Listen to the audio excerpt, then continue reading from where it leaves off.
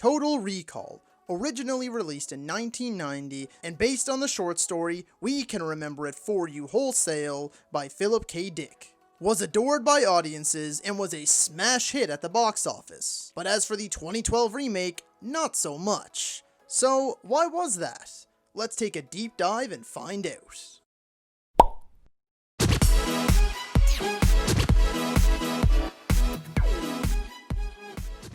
Hello ladies and gentlemen and movie lovers of all kind, and welcome to another Let's Discuss video. As always, I am your host, Brett Murphy, and for today's topic we are going to be looking at Total Recall and how not to do a remake. What I mean by that is that we are going to be comparing the 1990 original starring Arnold Schwarzenegger and the 2012 remake starring Colin Farrell, and trying to figure out just why the 2012 remake didn't work. And if all goes well, this may even be an entirely new series on my channel, where we will look at remakes both good and bad and compare them to their originals. So without further ado, let's hop right into things. Firstly, they made the decision to switch from a hard R rating to a soft PG-13. Now, there was never anything overtly graphic in the original, but one of the best parts of 80s and 90s action flicks were the blood squibs. They just look so much better than the CGI that is primarily used today. So you're going from some really great gore and excellent shootouts to just bloodless, really dull action. Next, I guess I should tackle the tonal changes. The original was goofy, there's no denying that, especially by today's standards. It's over the top, takes place on Mars, involves aliens, has those amazing masks, and is filled with Arnie charm and, of course, one-liners. Consider that a divorce. This new take went the complete opposite direction, and has virtually nothing goofy or fun about it. It tries to go for the dark and gritty approach that was so popular at the time, and although they made the appropriate changes to the story to make it fit that tone, it just doesn't work for myself and fans of the original. It feels as though they essentially sucked out the soul of what made people fall in love with the original. And although I love Colin Farrell as an actor, he is no Arnie. Not to mention this was 1990 Arnie, coming fresh off of movies like The Running Man, Predator, Commando, and of course, The Terminator. The man was in his prime, and that is what led to the movie's box office success, while the 2012 remake barely made back its budget. Now with all of that out of the way, we can finally get to the real meat of the video, and that is all of the story changes that had to be made in order to get this classic to fit into this new, dark, gritty, and modern aesthetic. Firstly, there's no Mars. Yeah, for those of you who haven't actually seen it, basically the main portion of the original is only mentioned in passing as a joke in this remake.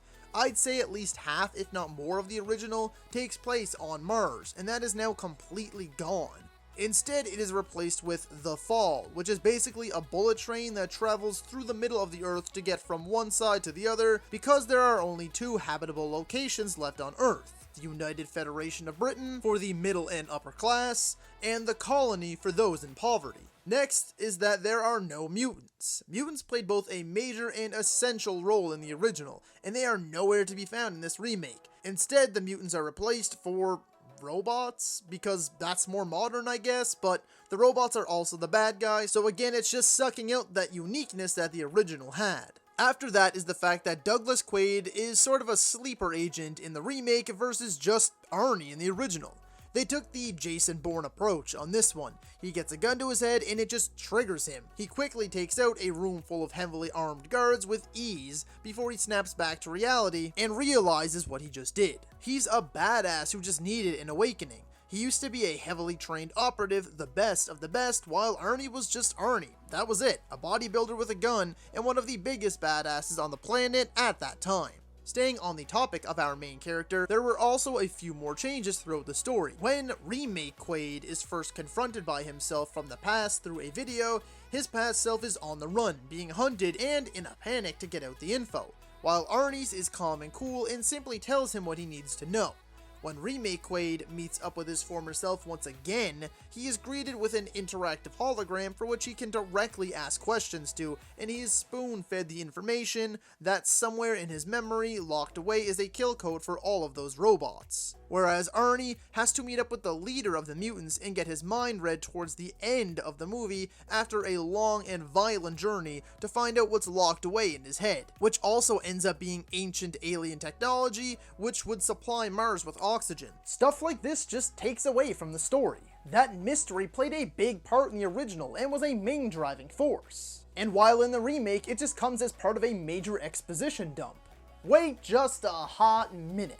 If you're enjoying this video, don't get stuck in the 93.6% who are currently watching and not subscribed to my channel. Be sure to subscribe now for more content just like this. And while you're at it, don't forget to ring that little bell icon, that way you can be notified about all of my latest uploads. And now, back to the video. Now some changes made to other major characters. Firstly, Michael Ironside's Richter is nowhere to be found. Instead, the main pursuer is his wife Lori in the remake, played very well actually by Kate Beckinsale. While I did obviously miss Ironside and his character even, I didn't mind this change, as they made her a total ass kicker, often getting the better of our main hero.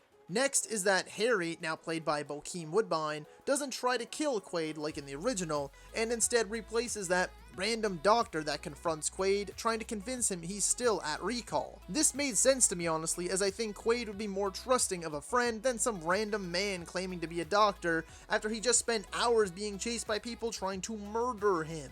Nevertheless, the result is the same, and they both end up shot in the head anyway. After that is that they changed the name of the rebel leader from Quato to Matthias, and although he is played by the always superb Bill Nye, no, not the science guy, he is there and gone, catching his paycheck before you even have time to realize it's him. Lastly is Chancellor Cohagen, played by Bryan Cranston, which was honestly a really good choice. He plays a great villain, although I don't buy he could kick Colin Farrell's ass even on Cranston's best and Farrell's worst day. But I like him in this role, and I like his plan. In the original, he wants to keep the alien tech a secret so he can keep charging people for oxygen on Mars, while in this one, he is orchestrating terrorist attacks and blaming Matthias and his rebels as an excuse to create an army and attack the colony so that he can build a new city.